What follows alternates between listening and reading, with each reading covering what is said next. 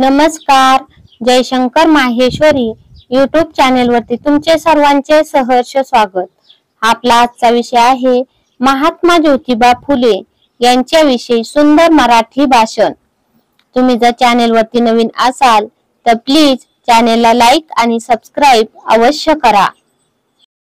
चला तर मुलांनो, आपला आजचा विषय आहे महात्मा ज्योतिबा फुले यांच्याविषयी सुंदर मराठी भाषण.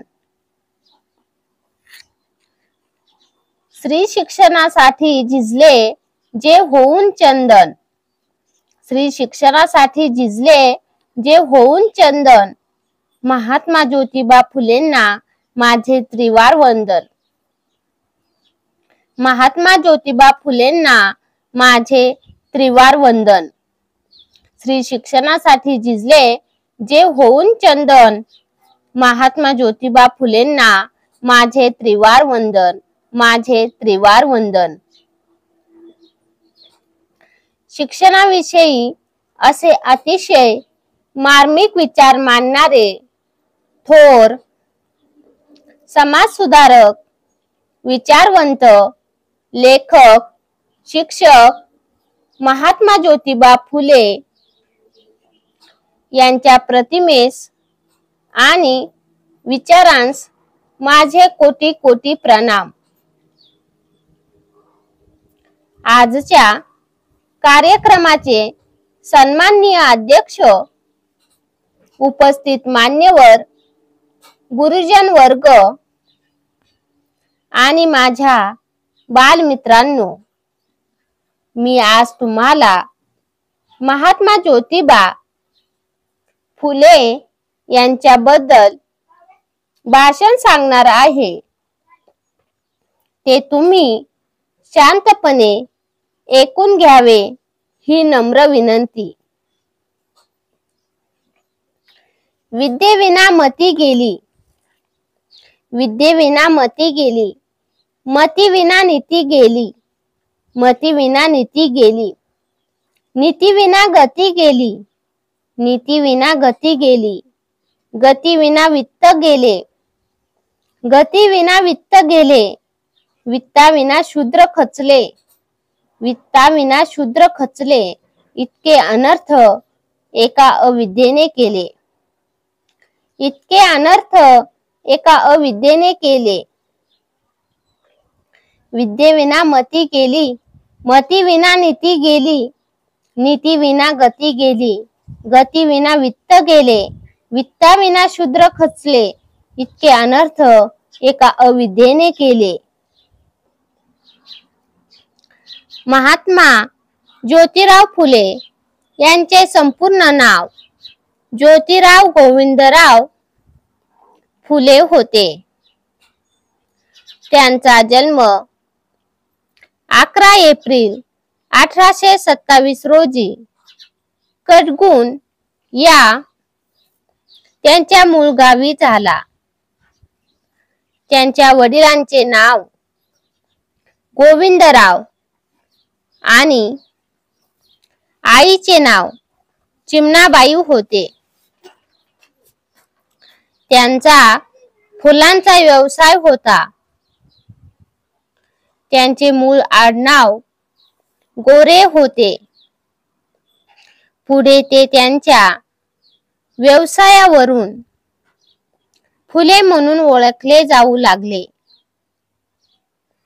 व तेच आडनाव पुढे रूढ झाले. पूर्वीच्या काळात मुला मुलींचं लग्न वयाच्या लहान वयात करण्यात येत होती. पुणे सातारा रस्त्यावरील नायगाव येथे असलेल्या खंडोजी नेवसे पाटील यांची ज्येष्ठ कन्या सावित्री यांच्याशी ज्योतिबा फुले यांचा विवाह 1840 मध्ये झाला. तेव्हा महात्मा फुले 13 वर्षांचे होते व सावित्रीबाई 9 वर्षांच्या होत्या. महात्मा फुले आणि सावित्रीबाई फुले हे दोघे भारतातील स्त्री शिक्षणाचे प्रणेते आहेत. महात्मा फुले यांनी 1848 मध्ये पुण्यात तात्यासाहेब भिडे यांच्या वाड्यात मुलींसाठी पहिली शाळा सुरू केली. त्यापूर्वी मुलींसाठी शिक्षणाची सोय नव्हती. मुलींनी फक्त चूल आणि मूल सांभाळावे अशी प्रथा होती. पुण्यामध्ये मुलींच्या साठी पहिली शाळा सुरू झाली खरी, पण शाळेत मुलींना पाठवायला कोणीही तयार नव्हतं. अनेक प्रयत्नानंतर महात्मा फुले यांनी आपल्या काही मित्रांच्या मुली शिक्षणासाठी शाळेत आणल्या. मुलींचे शिक्षण सुरू झाले. त्याबरोबरच हळूहळू मुलींची संख्याही वाढू लागली. हळूहळू महात्मा फुले यांनी पुण्यामध्ये आणखी काही शाळा मुलींसाठी व अस्पृश्यांसाठी सुरू केल्या.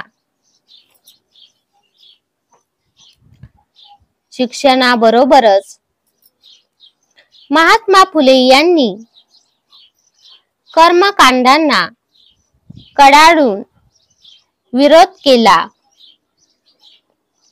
त्यांची शेतकऱ्यांचे आसूड, गुलामगिरी यासारखी पुस्तके तत्कालीन परिस्थितीची जाणीव करून देतात.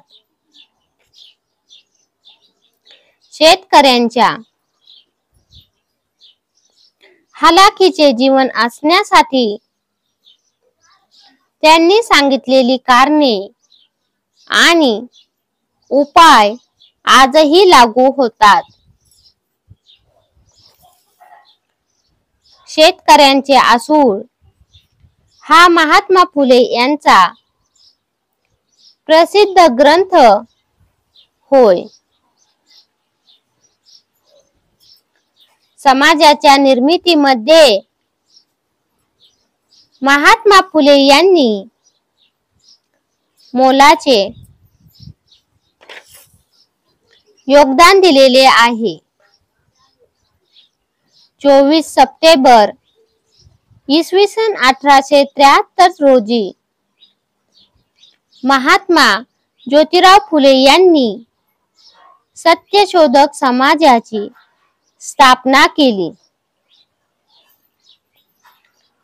क्रांतीसूर्य महात्मा फुले यांनी सर्वसामान्य माणसाचे जीवन सुखी करण्यासाठी, मुलींना शिक्षण देण्यासाठी, समाजातील जातीभेद दूर करण्यासाठी, शेतकऱ्यांच्या, अनाथांच्या, दीनदलितांची दुःखे, कष्ट कमी करण्यासाठी आपले आयुष्य अर्पण केले.